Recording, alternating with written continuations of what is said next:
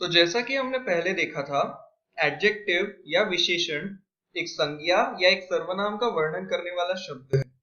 और हमने पहले बहुत सारे उदाहरण भी देखे थे विशेषण के। तो चलिए आज हम विशेषण की कुछ विशेषताएं जानते हैं। तो आज हम देखेंगे टाइप्स ऑफ एडजेक्टिव्स यानी विशेषण के प्रकार। तो जैसा कि आपको स्क्रीन पे दिख रहा है, विशेषण के 5 प्रकार होते हैं। तो चलिए एक एक करके हर प्रकार के बारे में हम जानते हैं। तो सबसे पहले हम देखेंगे एडजेक्टिव्स ऑफ क्वालिटी यानी गुणवाचक विशेषण। तो एडजेक्टिव्स ऑफ क्वालिटी को क्वालिटेटिव एडजेक्टिव्स भी कहा जाता है। तो चलिए हम इसे उदाहरण से समझने की कोशिश करते हैं। Mumbai is a large city यानी मुंबई एक काफी बड़ा शहर है। लार्ज यानी बहुत बड़ा या काफी बड़ा। तो लार्ज शब्द हमें सिटी के कुछ गुणों के बारे में बता रहा है। कैसी सिटी? Large city. ध्यान दीजिए कि सिटी यानी शहर। तो लार्ज शब्द हमें एक नाउन जो कि सिटी है उसकी गुणों के बारे में कुछ बता रहा है। वैसे ही this is a leather jacket यानी ये एक चमड़े का जैकेट है। तो यहाँ पे भी जैकेट एक नाउन है और लेदर शब्द हमें उसके कुछ गुणों के बारे में बता रहा है। कैसा जैकेट? Leather jacket.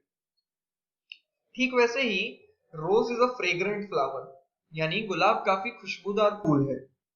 अब यहाँ पे फ्रेग्रेंट यानी खुशबूदार, वो हमें फ्लावर के बारे में कुछ बता रहा है और फ्लावर यहाँ पे भी एक नाउन है। तो लार्ज, लेदर और फ्रेग्रेंट ये ऐसे शब्द है जो हमें एक नाउन के कुछ गुणों के बारे में कुछ बताते हैं। तो इसीलिए इन्हें गुणवाचक विशेषण या क्वालिटेटिव एडजेक्टिव्स कहा जाता है। मेरे ख्याल से आप समझ गए होंगे कि क्वालिटेटिव एडजेक्टिव्स यानी क्या। तो क्वालिटेटिव एडजेक्टिव्स की वजह से एक भाषा निखर जाती है। अगर क्वालिटेटिव एडजेक्टिव्स ना होते तो कोई भी भाषा काफी फीकी होती। तो मेरे हिसाब से तो क्वालिटेटिव एडजेक्टिव्स का किसी भी भाषा में बहुत ही ज्यादा महत्व होता है। तो चलिए अब आगे बढ़ते हैं। अब हम देखेंगे एडजेक्टिव्स ऑफ क्वांटिटी यानी परिमाणवाचक विशेषण। इनके बारे में पढ़ने से पहले यह काफी आवश्यक है कि हम मेजरेबल और काउंटेबल नाउन्स के बीच का अंतर समझ लें। तो मेजरेबल नाउन्स वो होते हैं जिन्हें हम गिन नहीं सकते लेकिन नाप सकते हैं। तो उसके कुछ उदाहरण दिए हैं। राइस यानी चावल, तो हम उसे नापते हैं, जैसे 1 किलो चावल, 2 किलो चावल। वैसे ही मिल्क यानी दूध, हम कहते हैं 1 लीटर दूध या आधा लीटर दूध। अब मिल्क और चावल, मिल्क और राइस, इनको हम गिन नहीं सकते। हम ये नहीं बोलते एक दूध, दो दूध या एक चावल, दो चावल। हम हमेशा इन्हें नापते हैं। और काउंटेबल नाउन्स वो होते हैं जिन्हें हम गिन सकते हैं। तो उसके कुछ उदाहरण दिए हैं। स्ट्रॉबेरीज, हम अक्सर कहते हैं 1 डजन स्ट्रॉबेरीज। अब डजन यानी 12। तो डजन का मतलब है कि हम उसकी गिनती कर रहे हैं, कितनी स्ट्रॉबेरीज? 12 स्ट्रॉबेरीज। वैसे ही चेयर यानी कुर्सियां, हम बोलते हैं 5 चेयर्स या 6 चेयर्स। तो हम गिनते हैं। अब स्ट्रॉबेरीज और चेयर्स को हम नापते नहीं। स्ट्रॉबेरीज के केस में हम उनको नाप भी सकते हैं लेकिन आमतौर पर हम उन्हें गिनते हैं। तो अब शायद आपको मेजरेबल और काउंटेबल नाउन के बीच का अंतर समझ में आ गया होगा। तो चलिए अब हम आगे बढ़ते हैं। तो अब हम देखेंगे कि क्वांटिटेटिव एडजेक्टिव्स क्या होता है।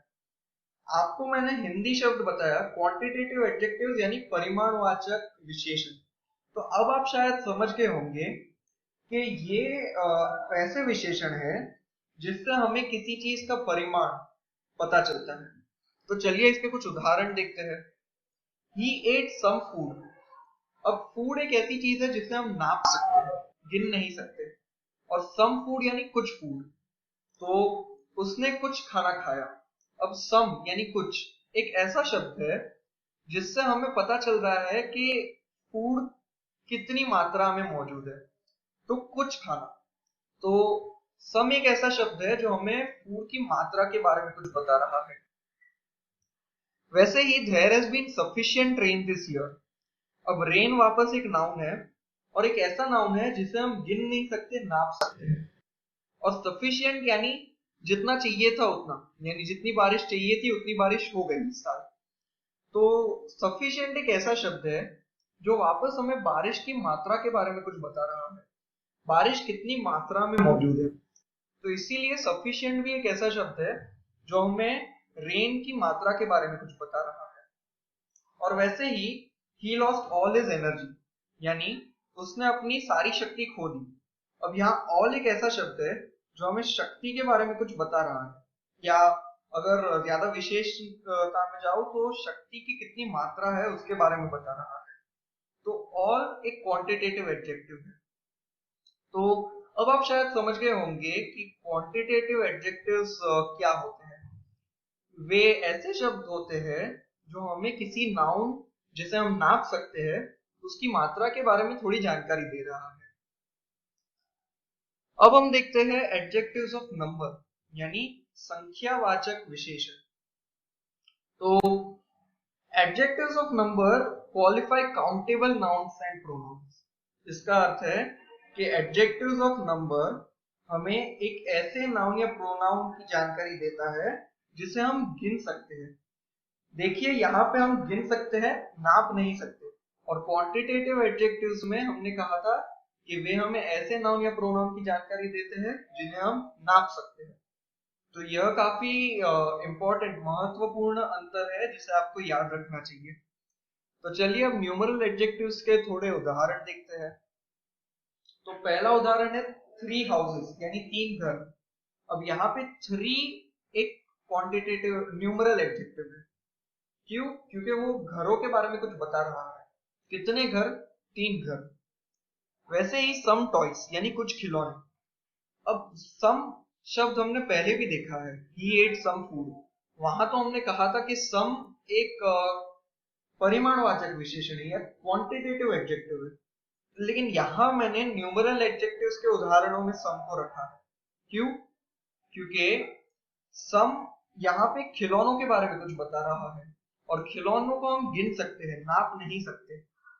तो वो शब्द क्या है उससे फर्क नहीं पड़ता, वो शब्द किस नाउन के बारे में हमें बता रहा है उससे फर्क पड़ता है।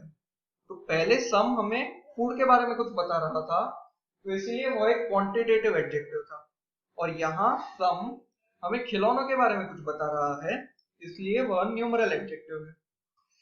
तो एडजेक्टिव्स ऑफ नंबर के 3 प्रकार होते हैं, डेफिनेट, इंडेफिनेट और डिस्ट्रीब्यूटिव। तो चलिए अब हम एक एक प्रकार को ध्यान से देखते हैं।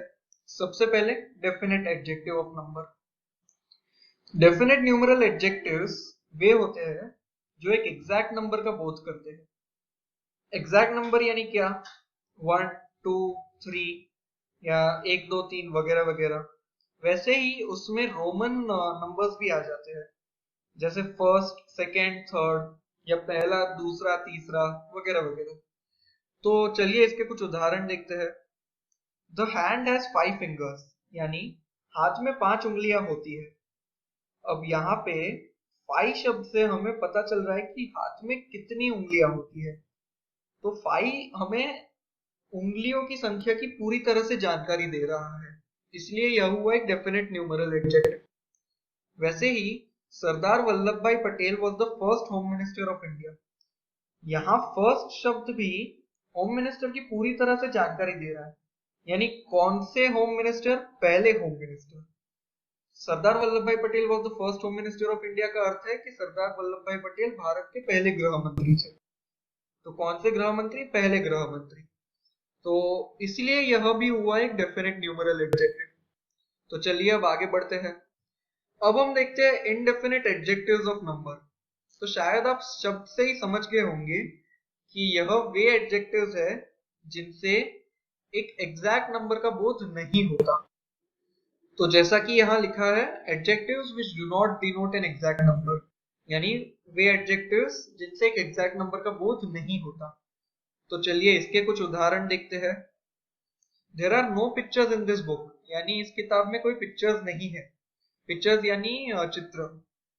तो अब आप सोच रहे होंगे इससे भी हमें एक एग्जैक्ट नंबर के बारे में पता चल रहा है कि कितने पिक्चर्स? 0 पिक्चर्स, या एक भी पिक्चर नहीं। लेकिन यहां अगर लिखा होता 0 पिक्चर्स, तो 0 एक डेफिनेट न्यूमरल एडजेक्टिव होगा, लेकिन नो एक नंबर नहीं है। नो एक इंग्लिश का शब्द है, तो इसलिए वो हुआ एक इंडेफिनेट न्यूमरल एडजेक्टिव। वैसे ही he ate all the cookies। अब यहाँ पे कुकीज एक ऐसा नाउन है जिसे हम गिन सकते हैं, और ऑल द कुकीज यानी सारी कुकीज, यानी वो सारी कुकीज खा गया। अब यहाँ पे हमें कुकीज की संख्या पता नहीं चल रही, लेकिन संख्या के बारे में कुछ जानकारी मिल रही है कि उसने सारी कुकीज खा ली, सारी कुकीज। तो इसीलिए ऑल हुआ एक इंडेफिनिट न्यूमरल एडजेक्टिव। अब हम न्यूमरल एडजेक्टिव्स के तीसरे प्रकार की ओर चलते हैं, जिसे हम कहते हैं डिस्ट्रीब्यूटिव न्यूमरल एडजेक्टिव्स। तो जैसा कि यहाँ पे लिखा है, distributive numeral adjectives are adjectives which refer to each one of a number. अब इस वाक्य को ध्यान से समझिए, each one of a number यानी अगर मेरे पास 10 पेन है और मैं एक ऐसा शब्द बोलता हूं जिससे आपको पता चलता है कि मैं हर एक पेन की बात कर रहा हूं, तो उस शब्द को मैं कहूंगा डिस्ट्रीब्यूटिव न्यूमरल एडजेक्टिव। अगर मेरे पास कितनी पेन है वो आपको नहीं पता, फिर भी मैं एक ऐसे शब्द की बात कर रहा हूँ, एक ऐसा शब्द बोलता हूँ जिससे आपको पता चल रहा है कि जितनी भी है मैं हर एक पेन की बात कर रहा हूँ, तो वापस वो हो जाएगा एक डिस्ट्रीब्यूटिव न्यूमरल एडजेक्टिव। तो इसके कुछ उदाहरण दिए हैं। ईच बॉय विल प्ले यानी हर एक लड़का खेलेगा। यहां हमें ये नहीं पता कितने लड़के हैं, लेकिन ईच शब्द से मैं हर एक लड़के की बात कर रहा हूं, तो इसीलिए ईच हो गया एक डिस्ट्रीब्यूटिव न्यूमरल एडजेक्टिव। वैसे ही आइदर पेन विल डू यानी कोई भी पेन चलेगी। तो अब यहां भी मेरे को नहीं पता कितनी पेन है, लेकिन आइदर से मैं हर एक पेन की बात कर रहा हूं, कोई भी पेन चलेगी, तो इसीलिए आइदर भी हुआ एक डिस्ट्रीब्यूटिव न्यूमरल एडजेक्टिव। और वैसे ही नाइदर स्टेटमेंट इज ट्रू यानी कोई भी वाक्य सही नहीं है, यानी नाइदर यानी कोई भी नहीं। तो अब यहां भी मेरे को नहीं पता कितने वाक्य है, लेकिन नाइदर से मैं बोल रहा हूं कि जितने भी वाक्य है एक भी सही नहीं है, यानी मैं हर एक वाक्य की तरफ हर एक वाक्य की बात कर रहा हूं और बोल रहा हूं कि एक भी सही नहीं है, तो इसीलिए नाइदर भी हुआ एक डिस्ट्रीब्यूटिव न्यूमरल एडजेक्टिव। तो चलिए अब आगे बढ़ते हैं। अब यह चीज मैं आपको पहले भी बता चुका हूं, लेकिन चलिए फिर से एक बार इसकी चर्चा कर लेते हैं। Same word used as a quantitative as well as a numeral adjective. तो यहाँ लिखा है सम वाटर यानी थोड़ा पानी। अब यहाँ वाटर एक ऐसा नाउन है जिसे हम नाप सकते हैं, गिन नहीं सकते, तो इसीलिए सम हो गया एक क्वांटिटेटिव एडजेक्टिव। और यहाँ पे लिखा है सम कुकीज यानी कुछ बिस्किट्स।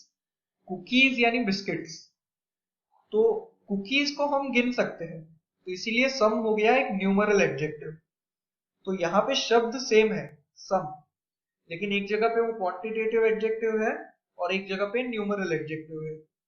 तो आपको ध्यान देना चाहिए कि जो नाउन जिसकी बारे में हमें जानकारी मिल रही है, वो नाउन को हम नाप सकते हैं कि गिन सकते हैं, और उसी से आपको पता चलेगा कि एडजेक्टिव क्वांटिटेटिव है कि न्यूमरल है।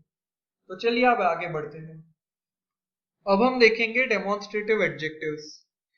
Demonstrative adjectives point out which person और थिंग इज मेंट, यानी आसान आसान भाषा में कहूं तो डेमोन्स्ट्रेटिव एडजेक्टिव्स वे एडजेक्टिव्स है जो किसी नाउन की तरफ इशारा करते हैं, यानी हमें पता चल रहा है कि किसी नाउन की तरफ इशारा हो रहा है इन शब्दों की वजह से। तो इसके कुछ उदाहरण देखते हैं। यहाँ स्क्रीन पे आपको एक बुक शेल्फ दिख रहा है। अब मैंने एक बुक की तरफ इशारा किया है और कहा है दिस इज माई बुक, यानी ये मेरी किताब है। तो दिस यानी ये। अब ये एक ऐसा शब्द है जिससे आपको पता चल रहा है कि किसी बुक की तरफ इशारा हो रहा है, इसीलिए ये हुआ एक डेमोन्स्ट्रेटिव एडजेक्टिव। वैसे यहाँ आपको स्क्रीन पे 3 लड़के दिख रहे हैं और मैंने एक की तरफ इशारा किया है और कहा है that boy is the naughtiest, यानी वो लड़का सबसे शैतान है। तो अब यहां भी दैट यानी वो एक ऐसा शब्द है जिससे आपको पता चल रहा है कि किसी की तरफ इशारा हो रहा है, तो इसीलिए ये भी हुआ, दैट भी हुआ एक डेमोन्स्ट्रेटिव एडजेक्टिव। अब यहाँ स्क्रीन पे कुछ और शब्द दिए हुए हैं जिन्हें हम डेमोन्स्ट्रेटिव एडजेक्टिव्स की कैटेगरी में डालते हैं।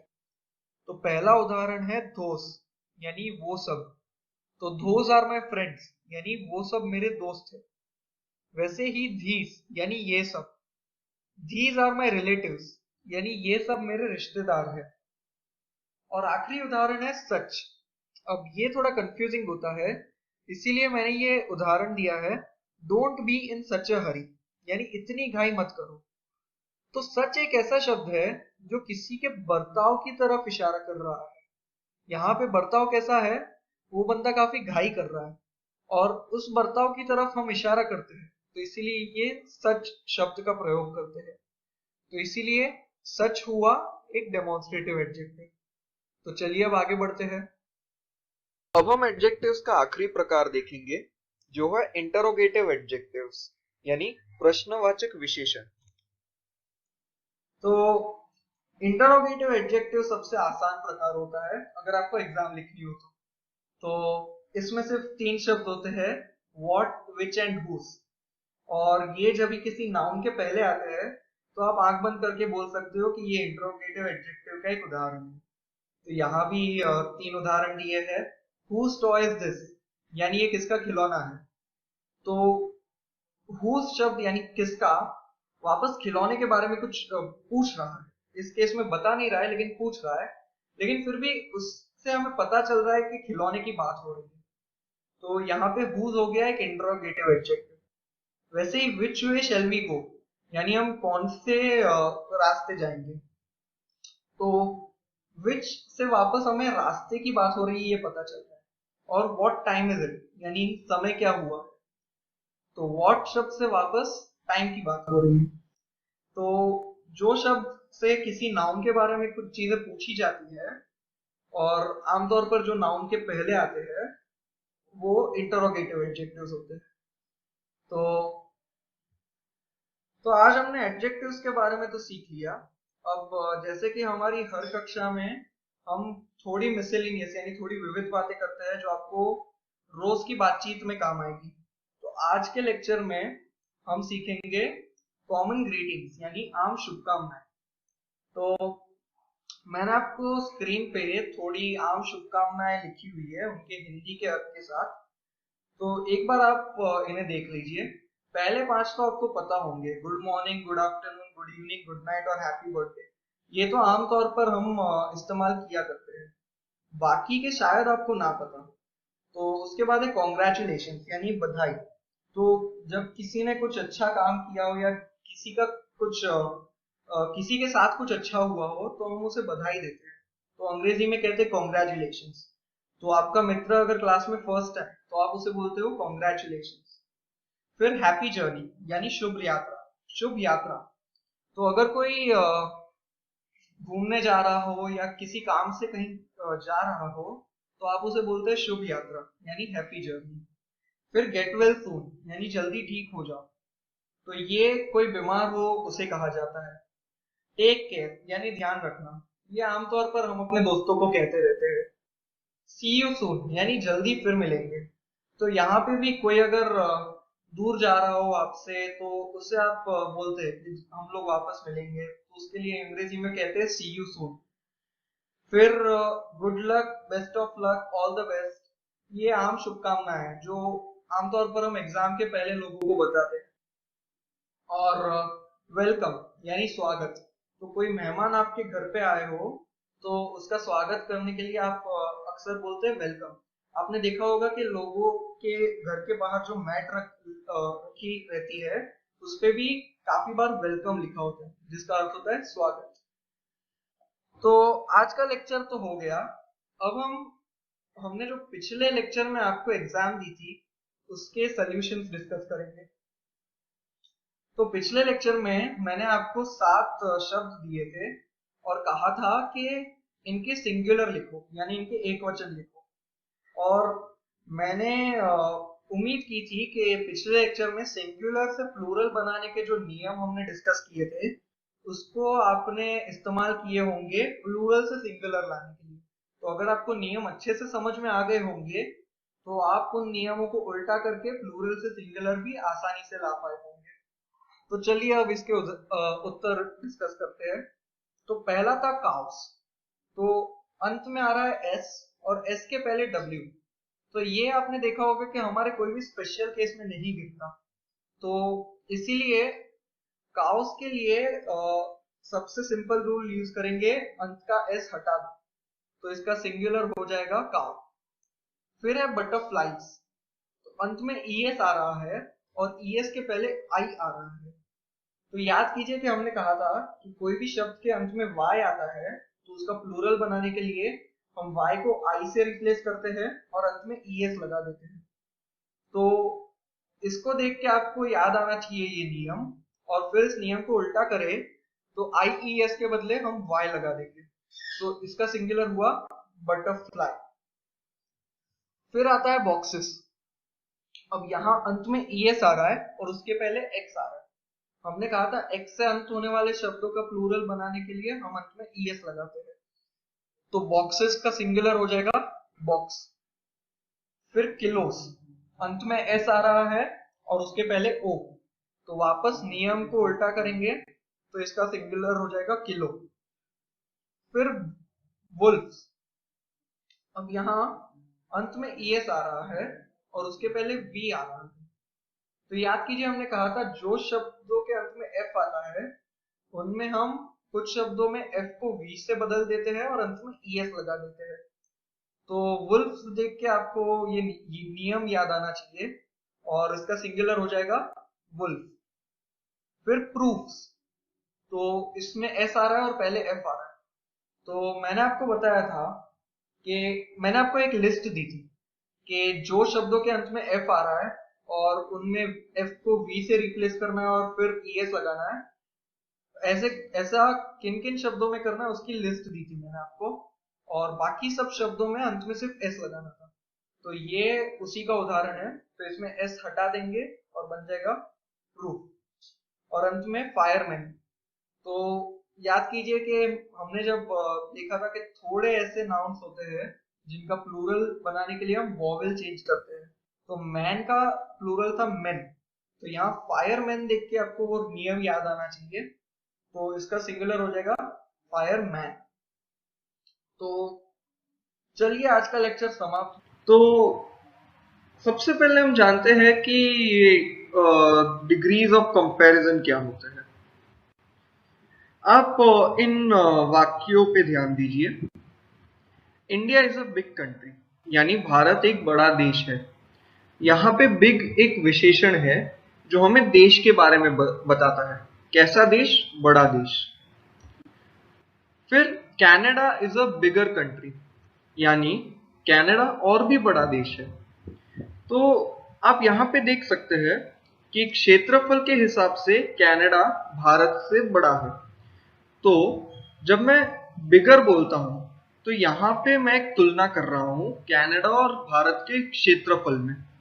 और अंत में Russia is the biggest country, biggest यानी सबसे बड़ा। तो इसका अर्थ है इन तीनों में रशिया का क्षेत्रफल सबसे बड़ा है। तो अब आप इन तीन विशेषणों पे ध्यान दीजिए, बिग, फिर बिगर और अंत में बिगेस्ट। बिग एक विशेषण है जो हमें देश के बारे में कुछ बता रहा है। बिगर भी एक विशेषण है, बट जब हम बिगर बोलते हैं तो हम दो देशों के बीच एक तुलना कर रहे हैं। और बिगेस्ट भी एक विशेषण है, लेकिन जब हम बिगेस्ट बोलते हैं तो हम दो से अधिक देशों के बीच तुलना कर रहे हैं। तो चलिए इसी के साथ आगे बढ़ते हैं। तो डिग्रीज ऑफ कंपैरिजन, जो पहले हमने उदाहरण देखे उसके हिसाब से आपको समझ गया होगा कि तीन तरह के विशेषण हो सकते हैं। इन्हें अंग्रेजी में पॉजिटिव, कंपैरेटिव और सुपरलेटिव कहा जाता है। तो चलिए इनके बारे में देखते हैं। पॉजिटिव डिग्री, तो एक एडजेक्टिव जो किसी गुण के अस्तित्व का बोध करता है, यानी an adjective in its simple form used to denote the existence of a quality, इसे हम एक पॉजिटिव डिग्री कहते हैं। Used when no comparison is made, यानी इनका उपयोग तब किया जाता है जब कोई तुलना नहीं की जाती। तो आप उदाहरण देख सकते हैं, टेस्टी फूड यानी स्वादिष्ट खाना। फिर हॉट सन, यानी गरम सूर्य, और क्यूट डॉग यानी एक प्यारा कुत्ता। तो आप यहाँ पे देख सकते हैं कि हम किसी गुण के अस्तित्व का बोध कर रहे हैं। खाना स्वादिष्ट है, सूर्य गर्म है, कुत्ता प्यारा है। यहाँ हम कोई तुलना नहीं कर रहे। तो ऐसे विशेषण, इन्हें हम पॉजिटिव डिग्री कहते हैं। फिर आता है कंपैरेटिव डिग्री। तो कंपैरेटिव डिग्री में क्या होता है? यह तब इस्तेमाल किए जाते हैं जब दो संज्ञाओं के बीच तुलना की जाती है। Used when two nouns are compared.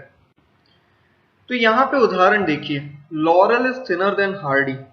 तो ये दोनों एक बहुत ही प्रचलित अमेरिकन टीवी सीरीज के किरदार है। तो ये है लॉरेल और ये है हार्डी। तो यहाँ पे laurel is thinner than Hardy का मतलब है लॉरेल हार्डली से पतला है। वैसे ही Hrithik Roshan is younger than Rakesh Roshan. तो इन दोनों को तो आप जानते ही है।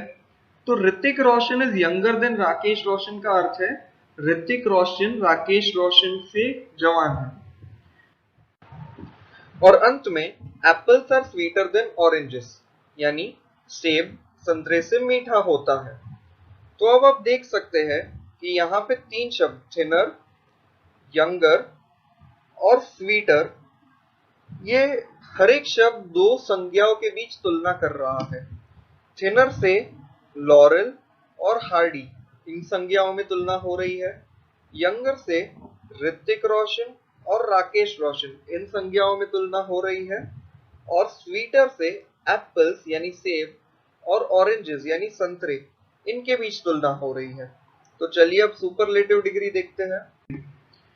तो सुपरलेटिव डिग्री को हम तब इस्तेमाल करते हैं जब दो से अधिक संज्ञाओं में हम एक तुलना करते हैं।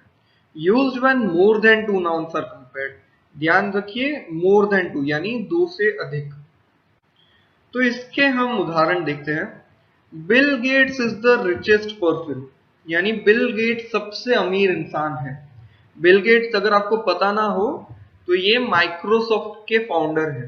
तो अब मैं जब ऐसा बोलता हूं कि बिल गेट्स सबसे अमीर इंसान है, तो इसका अर्थ यह है कि मैं बिल गेट्स को बाकी सब इंसानों के साथ कंपेयर कर रहा हूं, या बिल गेट्स की तुलना बाकी सब इंसानों के साथ कर रहा हूं। वैसे ही जब मैं बोलता हूँ बुर्ज खलीफा इज द टॉलेस्ट बिल्डिंग, बुर्ज खलीफा एक बिल्डिंग है दुबई में और यह दुनिया की सबसे ऊंची बिल्डिंग है। तो टॉलेस्ट यानी सबसे ऊंची। तो जब मैं ऐसा बोलता हूँ कि बुर्ज खलीफा इज द टॉलेस्ट बिल्डिंग, तो मैं बुर्ज खलीफा की तुलना बाकी सब बिल्डिंग्स के साथ कर रहा हूँ। तो इसलिए इसे रिचेस्ट और टॉलेस्ट, इन दोनों को सुपरलेटिव डिग्री में माना जाता है, क्योंकि एक से अधिक चीजों की तुलना हो रही, एक से अधिक संज्ञाओं की तुलना हो रही है। तो अब आपके दिमाग में प्रश्न आ रहा होगा कि हमें अगर पॉजिटिव डिग्री के विशेषण पता है तो हम उनसे कंपैरेटिव और सुपरलेटिव डिग्री के विशेषण कैसे बनाएं? तो इसके भी कुछ रूल्स होते हैं, कुछ नियम होते हैं, जिनके बारे में हम अब देखेंगे। तो इन नियमों के बारे में देखने से पहले हमें सिलेबल के बारे में जानना होगा। सिलेबल यानी उच्चारण इकाई। तो उच्चारण इकाई, इसके बारे में समझते हैं। साउंड ऑफ अ वॉवेल को हम सिलेबल कहते हैं। यानी हमने देखा था 5 वॉवेल होते हैं, ए, ई, आई, ओ, यू। तो ए इसकी एक आवाज है, ई इसकी भी एक आवाज है। तो ऐसी आवाज एक शब्द में कितनी बार आती है, उससे हमें पता चलता है कि उस शब्द में कितने सिलेबल हैं। तो यहाँ पे आप उदाहरण देख सकते हैं। फ्री, इसमें हमें ई की आवाज आती है, फ्री, तो इसमें एक सिलेबल है। फिर बायो, इसमें आई और ओ की आवाज आती है, तो इसमें 2 सिलेबल है। फिर फायर, यहां पे आप देखेंगे कि 2 वॉवेल है, आई और ई। लेकिन जब हम इसे बोलते हैं फायर, तो आवाज सिर्फ आई की आती है, ई की आवाज नहीं आती, इसीलिए इसमें सिर्फ एक ही सिलेबल है। कॉन्ट्रीब्यूट, तो अब हम इसे 3 पार्ट में स्प्लिट करेंगे। कॉन, इसमें ओ की आवाज है। ट्री, इसमें ई की आवाज है, भले ही यहाँ पे वॉवेल आई है बट आवाज हमें ई की आती है। और ब्यूट, इसमें यू की आवाज है और भले ही एक अन्य वॉवल है ई, उसकी आवाज नहीं आ रही है। जब मैं ब्यूट बोलता हूं तो ई की आवाज नहीं आती, तो इसलिए इसमें 3 सिलेबल है। तो जितनी बार किसी वॉवेल की आवाज आती है किसी शब्द में, उतने सिलेबल है उस शब्द में। तो इस चीज को हम और गहराई में देख सकते हैं, पर इतनी जरूरत नहीं है। आगे हमें जितनी जरूरत पड़ेगी उसके लिए इतना काफी है। तो चलिए आगे बढ़ते हैं। तो अब एक सिलेबल के शब्द यानी 1 सिलेबल वर्ड्स, उसके लिए हम क्या करते हैं, कंपैरेटिव बनाने के लिए er ऐड करते हैं और सुपरलेटिव बनाने के लिए est ऐड करते हैं। इसके उदाहरण देखते हैं। स्वीट यानी मीठा, उसका कंपैरेटिव हो जाएगा स्वीटर यानी ज्यादा मीठा, और स्वीटेस्ट उसका सुपरलेटिव होगा यानी सबसे मीठा। फिर काइंड यानी दयालु, इसका कंपैरेटिव हो जाता है काइंडर यानी और दयालु, और सुपरलेटिव हो जाता है काइंडेस्ट यानी सबसे दयालु। फिर यंग यानी जवान, इसका कंपैरेटिव हो जाता है यंगर यानी और जवान, और सुपरलेटिव हो जाता है यंगेस्ट यानी सबसे जवान। अब कोई पॉजिटिव डिग्री का विशेषण अगर ई में अंतित होता है, तो हम कंपैरेटिव बनाने के लिए सिर्फ आर ऐड करते हैं और सुपरलेटिव बनाने के लिए एसटी ऐड करते हैं। इसके उदाहरण देखते हैं। ब्रेव यानी बहादुर, जैसे आप देख सकते हैं इस चित्र में नीरजा भानोट, इसके ऊपर एक फिल्म भी आ चुकी है नीरजा नाम से। तो आपको पता होगा कि नीरजा भानोट ने हवाई जहाज में लोगों को बचाने के लिए बहुत बहादुरी दिखाई थी। तो बहादुर एक विशेषण है, उसका अंत होता है ई में, ब्रेव। तो उसके कंपैरेटिव बनाने के लिए हमने बस केवल आर ऐड किया, ब्रेवर यानी और बहादुर, और सुपरलेटिव बनाने के लिए एसटी ऐड किया यानी ब्रेवेस्ट यानी सबसे बहादुर। वैसे ही फाइन यानी पतला, जैसे कि ये धागा है इस चित्र में, तो इसका कंपैरेटिव हो जाता है फाइनर यानी और पतला, और सुपरलेटिव हो जाता है फाइनेस्ट यानी सबसे पतला। तो अब आपको एक दिक्कत हो रही होगी कि हमने पहले बोला था कि थिन यानी पतला, और यहां हम बोल रहे हैं फाइन यानी पतला, ऐसा क्यों? इसका उत्तर ये है कि अंग्रेजी में ऐसे बहुत शब्द है जिनका एक ही अर्थ होता है, और वैसे ही अंग्रेजी में एक शब्द के अनेक अर्थ भी हो सकते हैं। जैसे कभी कभी फाइन का अर्थ होता है कि सब ठीक है। आपने लोगों को बोलते हुए सुना होगा आई एम फाइन, इसका अर्थ है कि मैं ठीक हूं। तो घबराने की जरूरत नहीं है। जैसे जैसे आप आगे बढ़ेंगे इस कोर्स में, तो आप और शब्द जानेंगे, उनके मतलब जानेंगे, और आप उनको सरलता से रोज के जीवन में इस्तेमाल कर पाएंगे। फिर वाइज यानी बुद्धिमान, इसका कंपैरेटिव हो जाता है वाइजर और सुपरलेटिव हो जाता है वाइजेस्ट। इस चित्र में आप देख सकते हैं डंबलडोर, जो हैरी पॉटर नाम की किताब में एक बहुत ही बुद्धिमान इंसान का किरदार निभाते हैं। ये नियम केवल एक सिलेबल वाले शब्दों के लिए नहीं है, उन सभी शब्दों के लिए है जिनका अंत ई में होता है।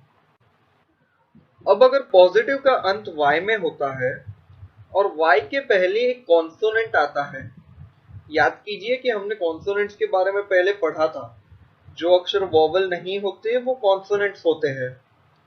तो ऐसे केस में हम y को i से बदलते हैं और कंपैरेटिव बनाने के लिए अंत में er जोड़ते हैं और सुपरलेटिव बनाने के लिए अंत में est जोड़ते हैं।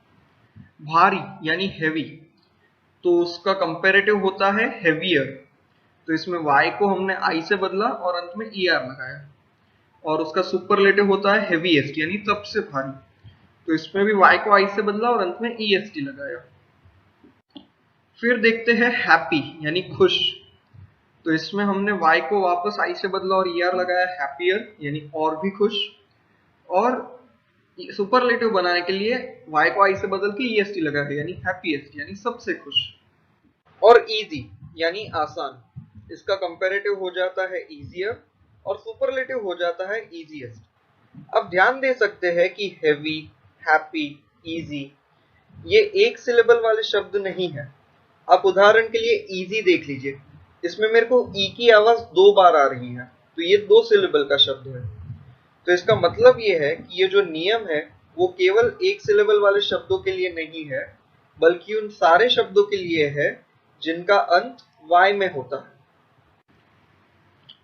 अगर एक एक सिलेबल वाला शब्द है और उसके अंत में एक कॉन्सोनेंट आता है और उस कॉन्सोनेंट के पहले एक वॉवेल आता है, तो हम क्या करते हैं, कॉन्सोनेंट को डबल करते हैं, यानी कॉन्सोनेंट को 2 बार लिखेंगे और फिर उसमें er जोड़ेंगे कंपैरेटिव बनाने के लिए और est जोड़ेंगे सुपरलेटिव बनाने के लिए। इसके उदाहरण आप देख सकते हैं, बिग यानी बड़ा, तो उसका कंपैरेटिव हो जाता है बिगर यानी और बड़ा। तो यहाँ पे आप देख सकते हैं कि जी एक कॉन्सोनेंट है, उसके पहले एक वॉवेल है आई, तो हमने क्या किया, जी को 2 बार लिखा यानी जी को डबल कर दिया और फिर कंपैरेटिव बनाने के लिए er जोड़ा और सुपरलेटिव बनाने के लिए est जोड़ा। वैसे ही हॉट यानी गरम, तो यहाँ पे आप देख सकते हैं कि ये जो टी है वो एक कॉन्सोनेंट है, उसके पहले एक वॉवेल आ रहा है ओ, तो हमने क्या किया, टी को 2 बार लिखा यानी डबल कर दिया, उससे उसके बाद उस पे er ऐड कर दिया कंपैरेटिव बनाने के लिए और est ऐड कर दिया सुपरलेटिव बनाने के लिए। और अंत में फैट यानी मोटा, यहां भी सेम चीज यूज हो रही है, कंपैरेटिव हो जाता है फैटर और सुपरलेटिव हो जाता है फैटेस्ट। अगर एक 2 सिलेबल का एडजेक्टिव यानी जिसमें 2 सिलेबल्स हो और उसका अंत होता है फुल, लेस, ing, इंग या ed, एड, इनमें, तो हम क्या करते हैं, कंपैरेटिव बनाने के लिए उस शब्द के पहले मोर लिखते हैं और सुपरलेटिव बनाने के लिए उस शब्द के पहले मोस्ट लिखते हैं। चलिए इसके कुछ उदाहरण देखते हैं।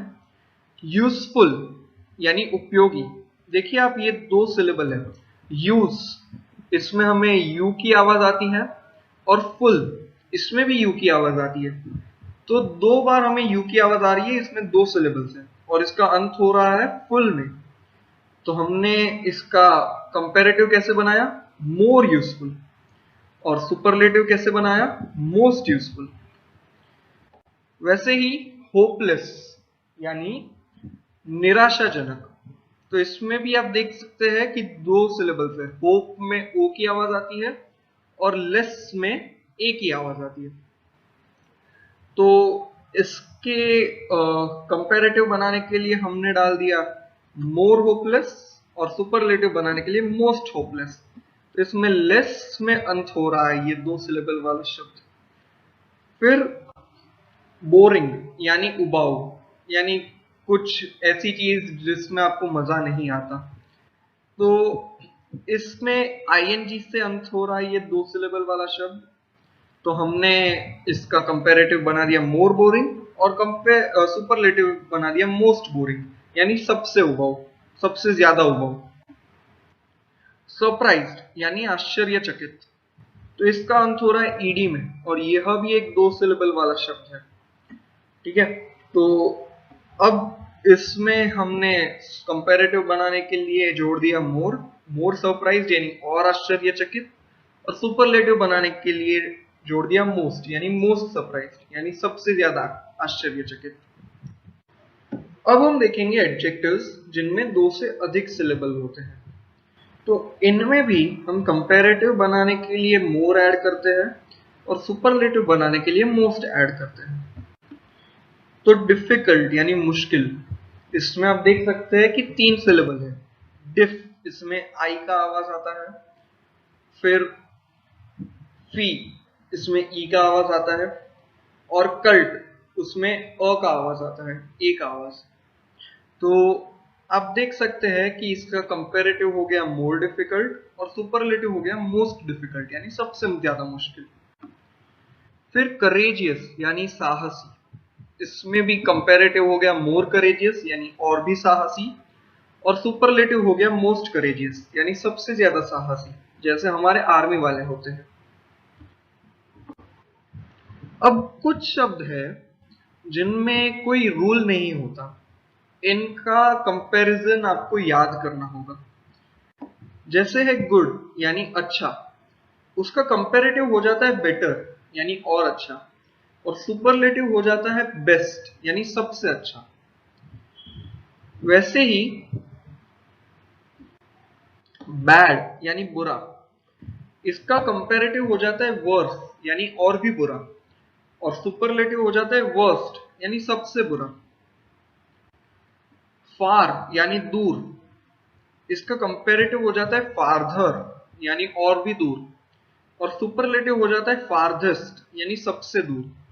तो आप देख सकते हैं इनमें कोई पैटर्न नहीं है, कोई नियम नहीं है, तो इनके कंपैरिजंस आपको याद करने होंगे। तो चलिए एक सारांश देख लेते हैं, आज हमने क्या क्या सीखा उसका।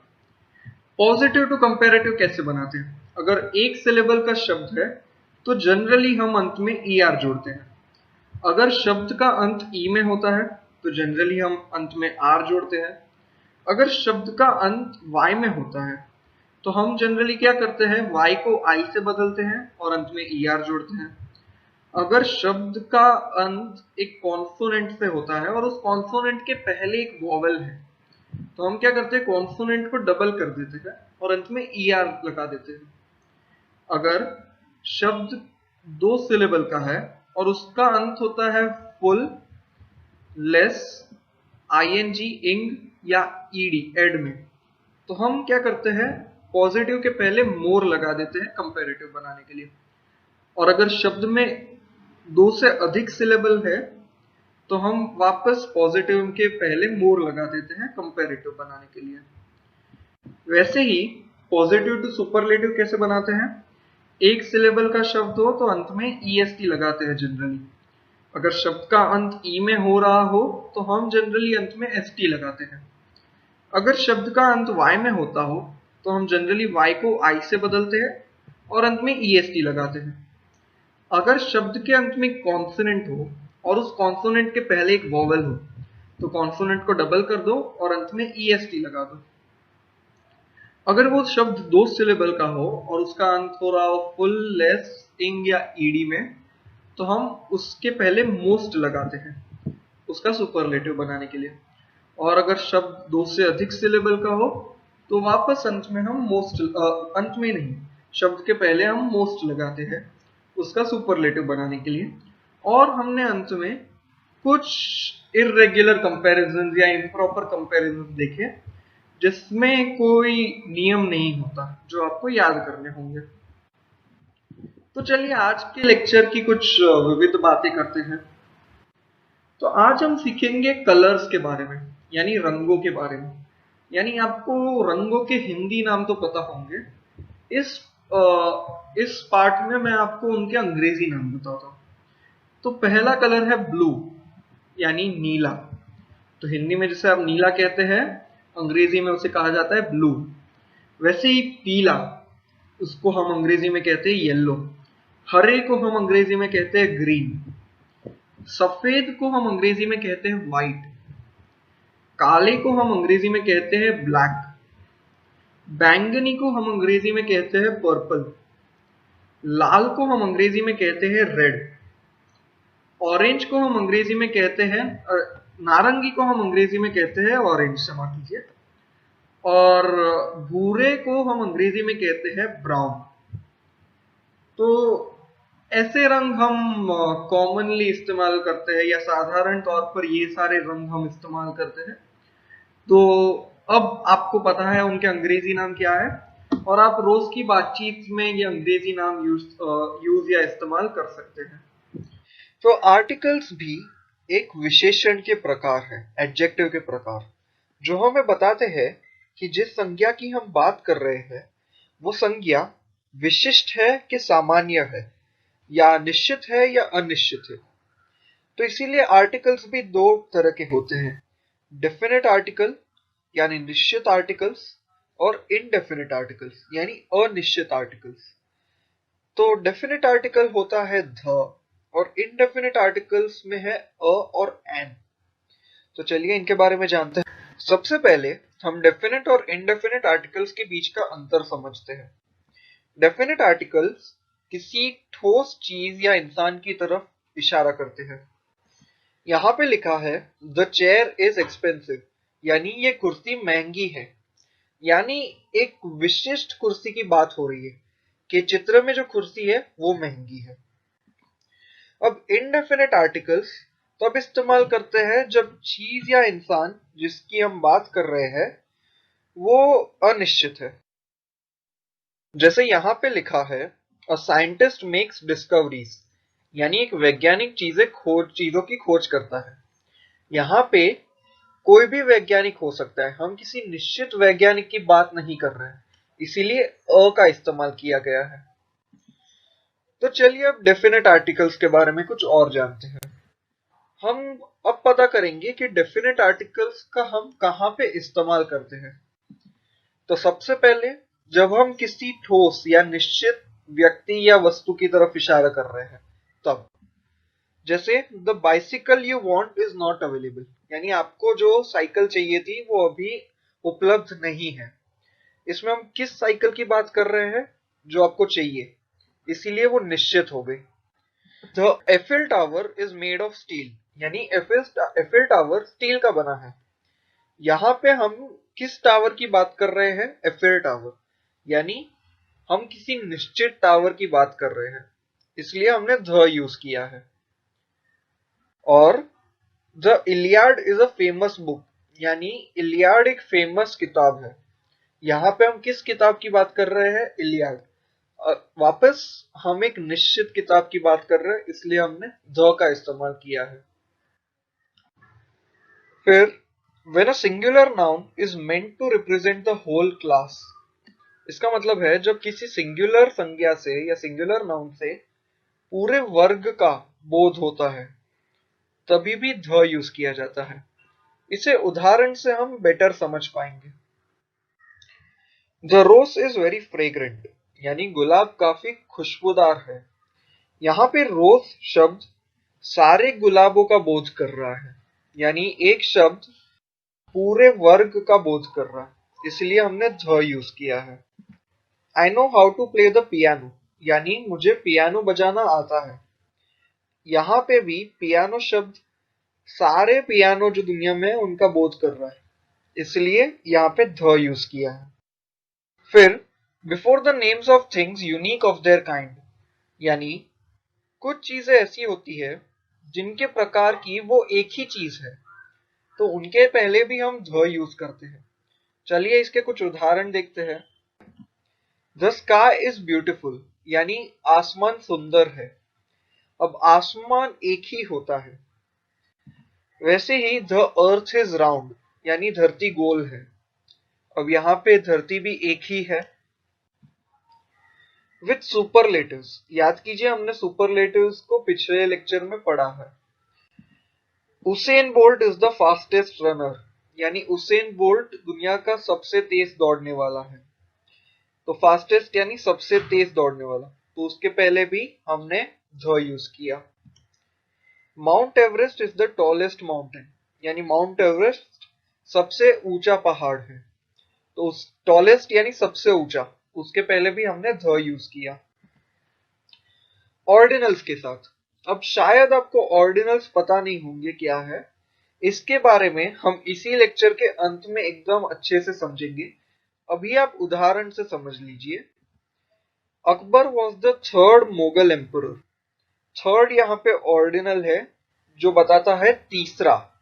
अकबर तीसरा मुगल एम्परर था, तो उसके पहले द यूज किया।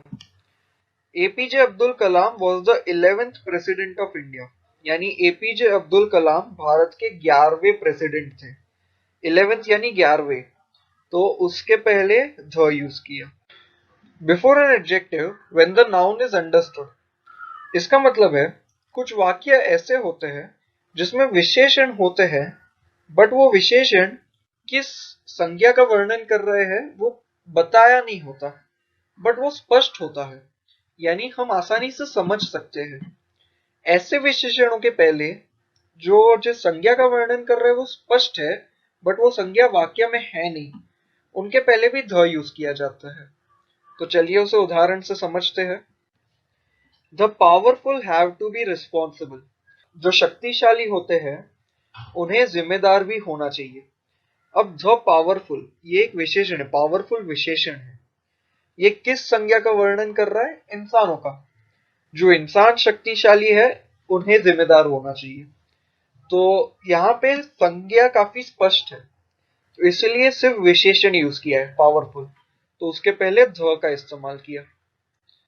The young should be protected, यानी बच्चों का हमें ध्यान रखना चाहिए। यंग यानी जवान या बच्चे, तो वो किस संज्ञा का वर्णन कर रहे हैं? वापस इंसानों का। जो जवान बच्चे, जवान इंसान होते हैं या जो बच्चे होते हैं, उनकी रक्षा करनी चाहिए। तो यहाँ पे वापस यंग विशेषण से हमें पता है किस संज्ञा का वर्णन कर रहा है, तो उसके पहले हमने ध का इस्तेमाल किया। अब हम बात करते हैं इनडेफिनेट आर्टिकल्स की। तो सबसे पहले यहाँ पे दो इनडेफिनेट आर्टिकल्स है, अ और एन। तो आपको ये कंफ्यूजन होगा कि कब अ यूज करना है और कब एन। तो चलिए उसकी बात करते हैं। तो कब एन यूज करना है वो उस संज्ञा के आवाज से पता चलता है। तो अगर संज्ञा का नाम एक वॉवेल की आवाज से शुरू होता है तो आप एन यूज करेंगे। वॉवेल की आवाज क्या है? ए, ई, आई, ओ, यू, ये 5 वॉवेल्स है। तो इनकी जो आवाजें हैं, उस आवाज से अगर वो संज्ञा का नाम शुरू होता है तो आप एन यूज करेंगे। यहाँ पे है एन ऑनेस्ट बॉय, यानी एक ईमानदार लड़का। अब ऑनेस्ट शब्द एच से शुरू होता है, पर उसमें एच साइलेंट होता है और आवाज आती है ओ की, ऑनेस्ट। तो इसीलिए एन यूज किया जाता है, क्योंकि आवाज है एक वॉवेल की। और अ हॉर्स, यहाँ पे हॉर्स भी एच से शुरू होता है, लेकिन आवाज है ह की, तो इसलिए वो वॉवेल की आवाज नहीं है, इसलिए अ यूज किया है। तो अब आप समझ गए होंगे अ कब यूज करना है और एन कब यूज करना है। तो चलिए अब हम जानते हैं कि इनडेफिनेट आर्टिकल्स कहाँ इस्तेमाल करने चाहिए। सबसे पहले जब when the person or thing referred to is uncertain or we get a sense of any, यानी जिस वस्तु या व्यक्ति की बात कर रहे हैं वो अनिश्चित है या जनरल है या सामान्य है। तो इसके कुछ उदाहरण देखते हैं। A student should work hard. अब इसमें कोई भी छात्र हो सकता है, इसका अर्थ है कि किसी छात्र को मेहनत करनी चाहिए। अब ये किसी निश्चित छात्र की बात नहीं कर रहा, कोई भी छात्र हो उसे मेहनत करनी चाहिए। तो इसीलिए इनडेफिनेट आर्टिकल, अनिश्चित आर्टिकल, अ स्टूडेंट यानी कोई भी स्टूडेंट। फिर would you lend me a pencil, यानी क्या तुम मुझे कोई पेंसिल दे सकते हो। यहाँ पे भी कौन सी पेंसिल ये निश्चित नहीं है, मुझे कोई भी पेंसिल दे दो, एक पेंसिल दो, ठीक है। तो इसलिए यहाँ पे भी इनडेफिनिट या अनिश्चित आर्टिकल का प्रयोग किया गया है। और जब हमें एक का बोध करना है, कोई चीज सिर्फ एक मात्रा में है या एक नाप में है, तो हम इंडेफिनिट आर्टिकल यूज करते हैं। इसका उदाहरण है 100 सेंटीमीटर्स मेक अ मीटर, यानी 100 सेंटीमीटर से 1 मीटर बनता है। यहाँ पे मुझे 1 मीटर बोलना था, तो अ मीटर, उससे एक का बोध होता है। फिर I got a letter today, यानी मुझे एक चिट्ठी मिली आज, एक चिट्ठी, तो इससे एक का बोध हो रहा है, इसलिए अ यूज किया गया है। तो चलिए आज के लेक्चर में हमने आर्टिकल्स के बारे में तो जाना, और अगले लेक्चर में हम इसे और भी ज्यादा गहराई में जानेंगे। हम ये देखेंगे अगले लेक्चर में कि आर्टिकल्स कहाँ इस्तेमाल नहीं करते। आज के लेक्चर के लिए कुछ विविध बातें कर लेते हैं। तो जैसा कि मैंने पहले बताया था, आज के लेक्चर में हम कार्डिनल्स और ऑर्डिनल्स के बारे में बात करेंगे। कार्डिनल एक ऐसा नंबर है जिससे हमें संख्या का बोध होता है, जैसे 1, 1 या 3 यानी 3, 8 यानी 8, 10, 10 यानी 10, वैसे ही। लेकिन ऑर्डिनल एक ऐसा नंबर है जिससे हमें पता चलता है कि कोई वस्तु किसी लिस्ट में किस स्थान पर है। अब इसमें किस टाइप के नंबर्स है? फर्स्ट यानी पहला, सेकंड यानी दूसरा, थर्ड यानी तीसरा, और वैसे ही। तो चलिए अब हम देखते हैं कि हम ऑर्डिनल्स बनाते कैसे हैं। तो सबसे पहले 1 से लेके 12 तक के ऑर्डिनल्स आपको याद रखने होंगे। 1 का ऑर्डिनल होता है फर्स्ट, 2 का होता है सेकेंड, 3 का होता है थर्ड, 4 का फोर्थ, 5 का फिफ्थ, 6 का सिक्स्थ, 7 का सेवेंथ, 8 का एट्थ, 9 का नाइन्थ, 10 का टेंथ, 11 का 11th, 12 का 12th और 13 का 13th। इसको न्यूमेरिकली कैसे लिखते हैं? उस नंबर को लिखिए जैसे 1, उसके बाद उसके ऑर्डिनल के लास्ट 2 अक्षर देखिए, यहाँ पे ST, वो उसके ऊपर डाल दीजिए तो हो गया 1ST। वैसे ही 2, फिर ND तो हो गया सेकेंड, फिर 3, फिर RD तो हो गया थर्ड, और ऐसे ही हर नंबर के लिए लिखेंगे। फिर आप एक रूल याद रखिए कि किसी नंबर का अंत होता है y में, जैसे 20, तो हम y को IE से बदलते हैं और अंत में TH जोड़ देते हैं। तो 20 का ऑर्डिनल हो गया 20th, वैसे ही 40 का हो गया 40th और 50 का हो गया 50th।